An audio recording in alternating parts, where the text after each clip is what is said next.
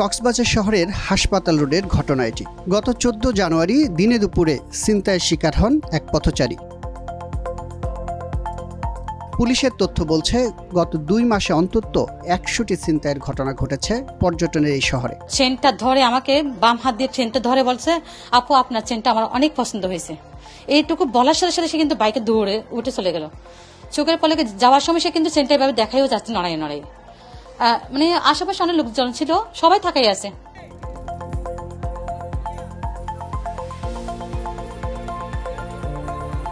এ মাসেই কক্সবাজারে বেড়াতে এসে হত্যার শিকার হন খুলনার সাবেক কাউন্সিলর টিপু।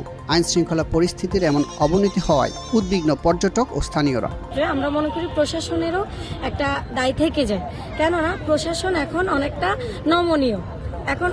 নমনীয়, যেটা 5 আগস্টের আগে পর্যন্ত আমরা প্রশাসনকে যেরকম দেখেছি, এখন কিন্তু প্রশাসন সেরকম নেই। পরিবার পরিজন নিয়ে নিরাপদে ঘোরার জন্য কক্সবাজারে আসে, কিন্তু সরকার পতনের পর থেকে কক্সবাজারে কোনো নির্দিষ্ট কারণে প্রশাসন নীরব। অন্য 63 জেলা আছে, আমরা মনে করেছিলাম কক্সবাজার যেহেতু পর্যটনের স্পট, কক্সবাজার যারা সরকারের আমলারা আছে তারা অন্তত পক্ষে কক্সবাজারকে নিরাপদ রাখবে। এত সব ঘটনার পরও সন্ধ্যা নামলেই অন্ধকারাচ্ছন্ন হয়ে পড়ে কক্সবাজার শহর। নেই পর্যাপ্ত লাইটিং ব্যবস্থা কিংবা সিসি ক্যামেরা। এছাড়া পুলিশ টহল নিয়েও ক্ষোভ আছে ব্যবসায়ী ও সচেতন মহলের। প্রতিদিনই ছিনতাই, চুরি এবং বিভিন্ন ধরনের অকারণ ঘটছে। আমরা অবশ্যই দাবি রাখি দ্রুত সময়ের মধ্যে আইন শৃঙ্খলা যাতে ভালো হয় এবং পর্যটকরা যাতে এখানে নিরাপদে নির্বিঘ্নে তাদের ভ্রমণকে উপভোগ করতে পারে। বিশেষ করে পর্যটক হোটেল মোটর জোন সহ পর্যটক বিচ এরিয়াতে যে লাইটিংয়ের ব্যবস্থা, কক্সবাজার পৌরসভার যে লাইটিংয়ের ব্যবস্থা সেটা এখন নাজুক অবস্থায় রয়েছে।